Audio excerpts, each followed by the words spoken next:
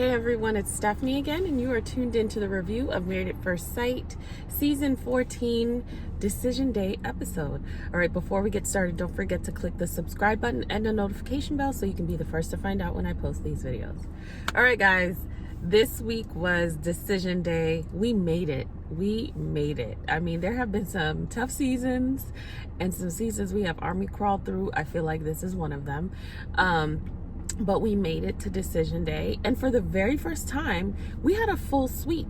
All the couples said yes. I know 4 out of 5, but like I don't even count Alyssa and Chris. So on actual Decision Day, this is the first time in 14 seasons that they've had all the couples that made it to Decision Day say yes. That was wild to me.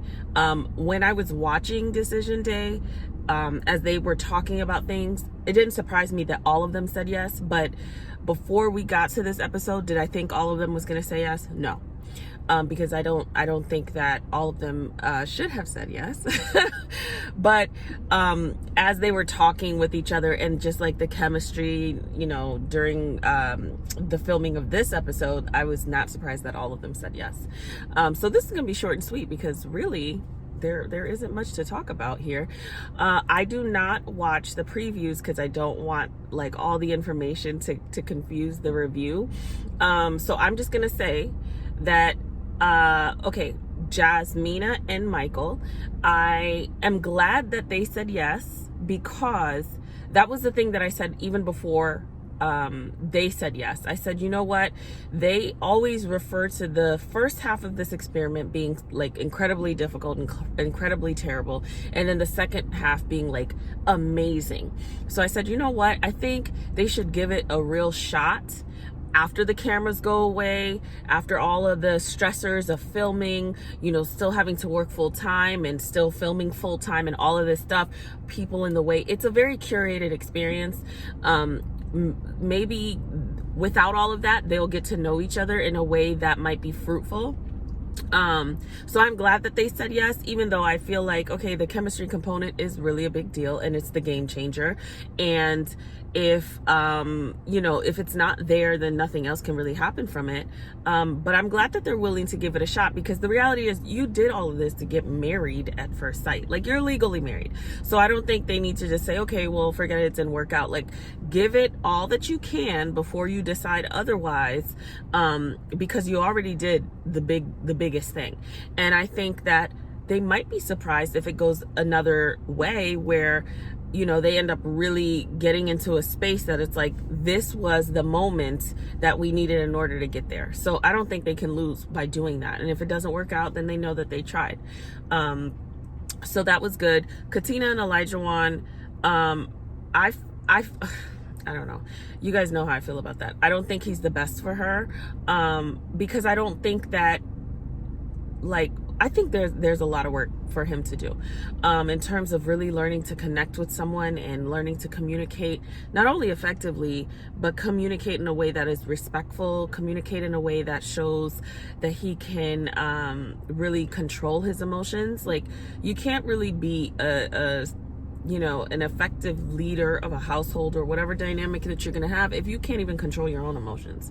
Not that leadership is control, but really, if you're out of control, who's really going to want to follow you and have that dynamic? And he comes up as a very traditional type of guy.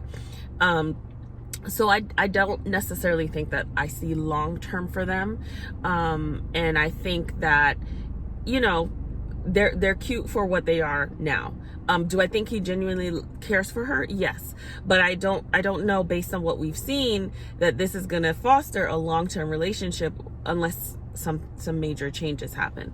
I will say that although his speech felt like more of like a consolation prize, like, okay, you're not any of these things that I asked for, but I will say that even that, and we have to look at where the person is, even that for him is showing growth in terms of like, here are the things that I really am saying I wanted, the things that I still do want. However, I'm not going to let a lot of the things that I want get in the way of the things that I need and the things that I'm being given. And that's a lesson that we can take, all of us can take, because sometimes you know, you'll have 80% of what you need and you'll focus so much on the 20%, and then you will risk the 80% or give up the 80% to get that 20. And in our minds, we're like, okay, now I got this 20%, 100%.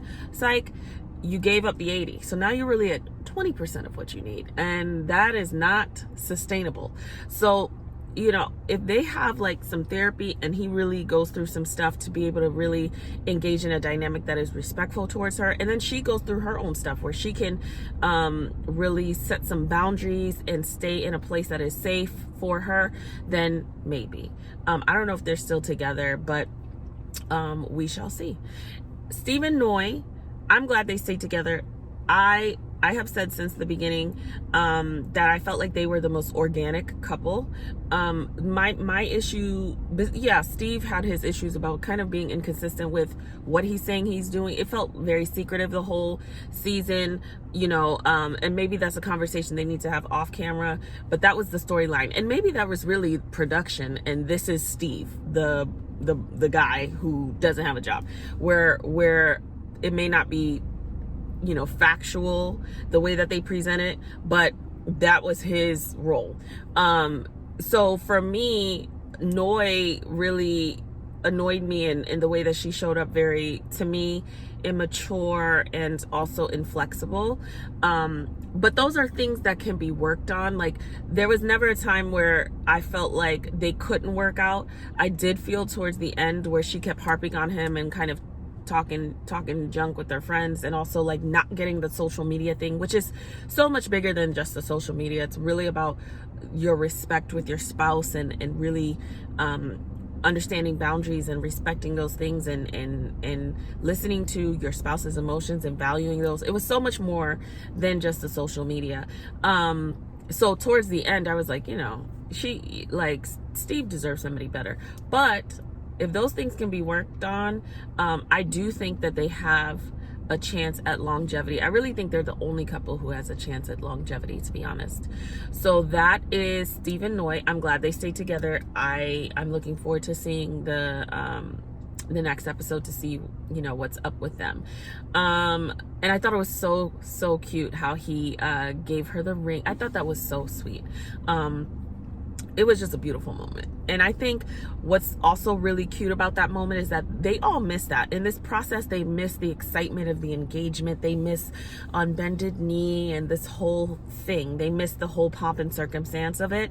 And that's just a moment that most women will, you know, always remember, and it's like a significant moment. So I love that he almost recreated that and gave her the opportunity to have that. So that was great.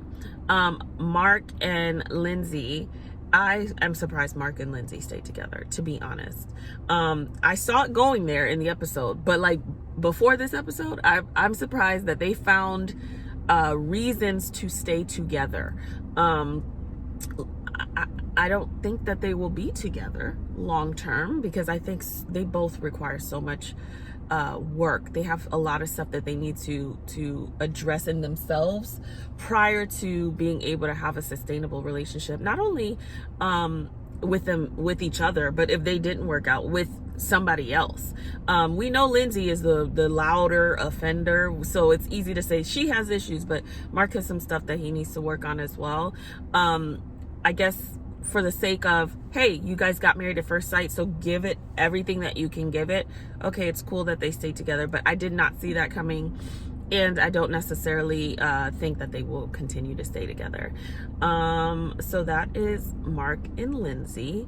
I thought it was cute how they all got together at the end. They usually do, but usually there's like a couple or two who is not together. So it was cool just for the moment, just for the optimist and the romance person that I am, the love person that I am. It was cute to just see all of them like get so excited that they all are together, and you know, talking about the future and stuff like that. Why Alyssa and Chris had to come to that gathering, I don't know why. And why did Alyssa have to come? I would accept Chris. Why is Alyssa there? I thought that was so pointless. Maybe it's a contractual thing. I did not need to see her. And I feel like I'm one of many who probably feel this way, that we didn't need to see her again. You know, so that was that. anyways, guys, let me know what you thought, because I saw a lot of people online like surprised that there was the sweep. Basically, I'm gonna call it a sweep. There was a sweep, and I know a lot of people have heard little whisperings of what's going on, who's still together, who's not. So let me know what you guys thought. As always, don't forget to subscribe, comment, and share, and I will see you guys next week. Everyone have a wonderful weekend.